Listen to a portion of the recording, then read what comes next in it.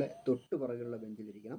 അത് കഴിഞ്ഞാൽ അതിന് തൊട്ട് പുറകിലുള്ള ബെഞ്ചിൽ, അങ്ങനെ റൊട്ടേറ്റ് ചെയ്തുകൊണ്ടിരിക്കണം. അപ്പോൾ എല്ലാ കുട്ടികളും ഒരു ദിവസം എങ്കിലും പിൻബെഞ്ചിലും ഒരു ദിവസമെങ്കിലും മുൻബെഞ്ചിലും എത്തിച്ചേരും.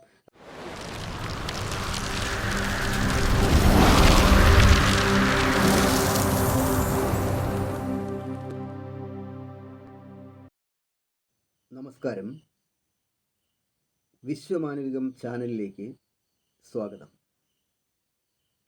പിന്നെ നമ്മുടെ കേരളത്തിൻ്റെ ബഹുമാനപ്പെട്ട വിദ്യാഭ്യാസ വകുപ്പ് മന്ത്രി സഖാവ് വി ശിവൻകുട്ടി ഈയിടെ ഒരു ചർച്ചയ്ക്ക് തുടക്കമിട്ടിരുന്നു. അത് നമ്മുടെ സ്കൂളുകളുടെ വെക്കേഷൻ കാലം ഒന്ന് മാറ്റിപ്പിടിക്കുന്നതിനെ കുറിച്ചായിരുന്നു. ഫേസ്ബുക്കിൽ അതുമായി ബന്ധപ്പെട്ട് അദ്ദേഹം ഒരു പോസ്റ്റ് ഇട്ടു. അപ്പോൾ അതുമായി ബന്ധപ്പെട്ട് സോഷ്യൽ മീഡിയകളിൽ ഒക്കെ തന്നെ വലിയ ചർച്ചകൾ നടക്കുകയും വളരെ വിലപ്പെട്ട വ്യത്യസ്തമായ അഭിപ്രായങ്ങളും നിർദ്ദേശങ്ങളും ഒക്കെ അതുമായി ബന്ധപ്പെട്ട് ഉയർന്നു വരികയും ചെയ്തിരുന്നു. അപ്പോൾ അതിനുശേഷം ഇപ്പോൾ അദ്ദേഹം തന്നെ പുതിയൊരു ചർച്ചയ്ക്ക് തുടക്കം കുറിച്ചിരിക്കുകയാണ്. അത് നമുക്കറിയാം, നമ്മുടെ സ്കൂളുകളിലൊക്കെ പണ്ട് മുതലേ നിലനിൽക്കുന്ന ഈ മുൻബെഞ്ച് പിൻബെഞ്ച് എന്നൊരു അസമത്വത്തിൻ്റെ വിഷയത്തെ സംബന്ധിച്ചാണ്.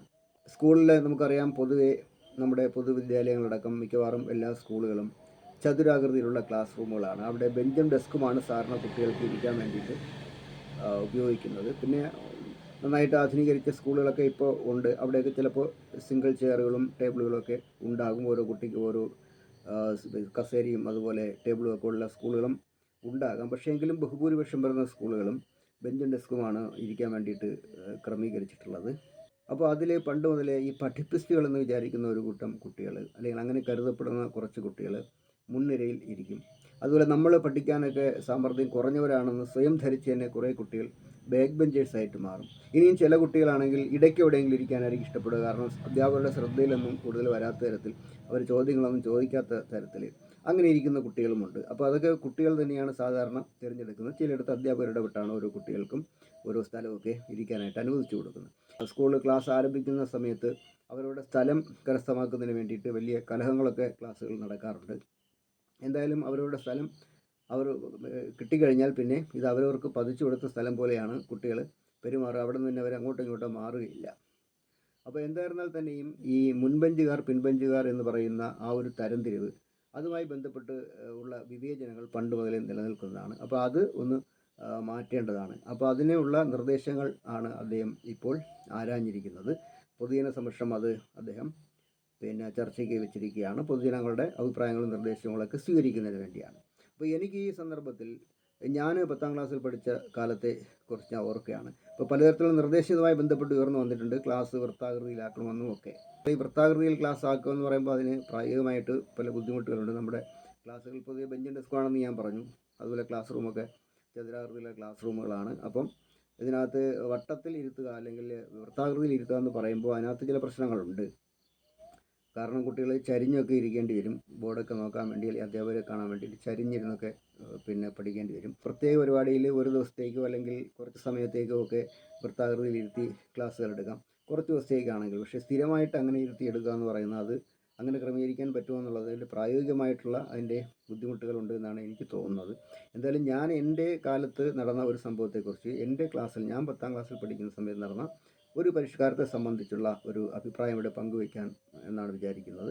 അതിന് വേണ്ടിയിട്ടാണ് ഞാൻ ഇപ്പോൾ ഈ വീഡിയോ ചെയ്യുന്നത്. അത് നമ്മൾ 10ാം ക്ലാസ്സിൽ പഠിക്കുമ്പോൾ, ഞാൻ തട്ടത്തുമല ഗവൺമെൻറ് എച്ച്.എസിലാണ് പഠിച്ചത്.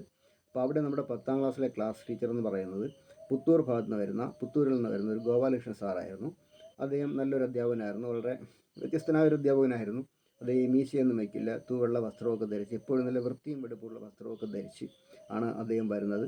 അതുപോലെ നന്നായിട്ട് ക്ലാസ് എടുക്കുന്ന അധ്യാപകനായിരുന്നു. അതുപോലെ കുട്ടികൾക്ക് നല്ല പേടിയായിരുന്നു, അടിയൊക്കെ കൊടുക്കും. പക്ഷേ എങ്കിലും കുട്ടികളോട് നന്നായിട്ട് സ്നേഹത്തോടെ പെരുമാറുകയും അതുപോലെ അവരോട് വളരെ സൗഹാർദ്ദത്തിൽ ഇടപെടുകയും അവരുമായിട്ട് ഇൻറ്ററാക്ഷൻ നടത്തുകയും അങ്ങനെ കുട്ടികളായിട്ട് എപ്പോഴും ഒരു നല്ല ബന്ധം നിലനിർത്തിയിരുന്ന, കുട്ടികൾക്ക് അദ്ദേഹത്തിൻ്റെ ക്ലാസ് ഒരിക്കലും അദ്ദേഹം 2 അടി തന്നാൽ പോലും അത് കുട്ടികൾ അത് അടി കൊണ്ട് തമാശയായിട്ടാണ്, ചിരിച്ചുകൊണ്ടാണ് ഇരിക്കുക. കാരണം ആ തരത്തിലാണ് അദ്ദേഹത്തിൻ്റെ ആ ഒരു സമീപനവും പ്രവർത്തനമൊക്കെ. അപ്പോൾ അദ്ദേഹം 10ാം ക്ലാസ്സിൽ നമ്മുടെ ക്ലാസ് ടീച്ചറായിട്ട് വന്നു.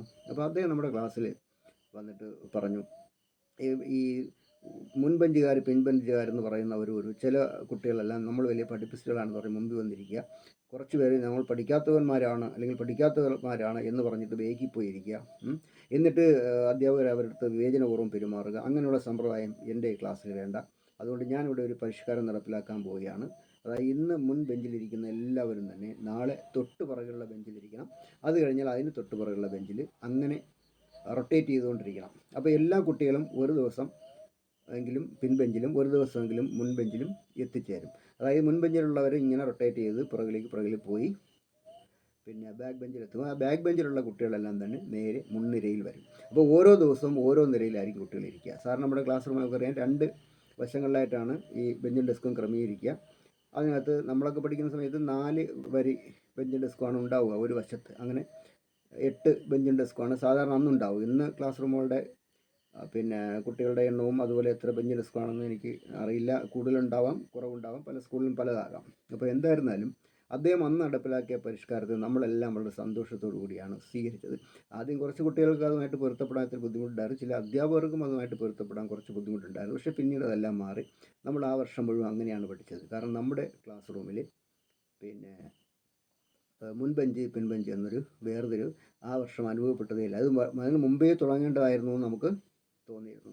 കാരണം നമുക്ക് തന്നെ പലപ്പോഴും തോന്നിയിട്ടുണ്ട്, ഈ മുൻബെഞ്ചിലിരിക്കുന്ന കുട്ടികളോട് മാത്രം അധ്യാപകർ പ്രത്യേക പരിഗണനയും പിന്നെ ശ്രദ്ധയൊക്കെ അവർക്ക് കൊടുക്കുന്നു, അവരോട് കൂടുതൽ കരുതൽ കാണിക്കുന്നൊക്കെ നമ്മൾ പലരും വിചാരിച്ചു പോയിട്ടുണ്ട്. അപ്പം അങ്ങനെ ഞാൻ മുൻബെഞ്ചിലും പിൻബെഞ്ചിലും ഒക്കെ ഇരുന്ന് പഠിച്ചിട്ടുള്ള ആളാണ്. ഈ സ്കൂൾ തുടങ്ങുന്ന സമയത്തൊക്കെ ഈ ബെഞ്ച് പിടിക്കുന്നതിന് വേണ്ടിയിട്ട് വലിയ കലഹങ്ങളൊക്കെ സ്കൂളിൽ നടക്കാറുണ്ട്.